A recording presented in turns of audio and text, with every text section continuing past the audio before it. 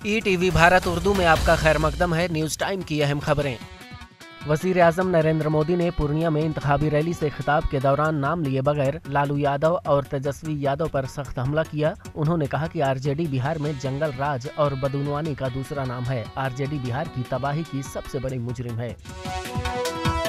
तेजस्वी यादव ने पीएम मोदी की तकरीर पर जवाबी हमला किया। उन्होंने कहा कि अगर मोदी जी काम करते रहते तो काम गिनाते। वज़ीर आज़म नरेंद्र मोदी ने मुल्क के नौजवानों को सिर्फ 3 चीजें दी हैं: जुमलेबाजी, महंगाई और बेरोजगारी। जम्मू में मुनाकिदा इंतखाबी रैली के दौरान मरकजी वजीर दाखिला अमित शाह ने जम्मू कश्मीर की साबिक हुकूमतों पर फर्जी इनकाउंटर कराने का इल्जाम आयद करते हुए कहा कि फारूक अब्दुल्ला के दौरे हुकूमत में फर्जी इनकाउंटर पेश आए, ताहम अब फर्जी तसादुम किस्से पारी न बन चुके हैं। वजीर दाखिला अमित शाह का कहना है कि जम्मू कश्मीर में इंतखाबात सुप्रीम कोर्ट मुकर्ररा तारीख के अंदर कराए जाएंगे। इस दौरान उन्होंने कहा कि जम्मू कश्मीर में इंतहा पसंदी अपनी आखिरी सांसें ले रही है। PDP सदर महबूबा मुफ्ती का इल्जाम है कि जम्मू कश्मीर को एक खुली जेल में तब्दील कर दिया गया है। उन्होंने कहा कि लोकसभा इंतखाबात का सिलसिला शुरू होने के साथ ही यहां पर धरपकड़ का सिलसिला शुरू हुआ है।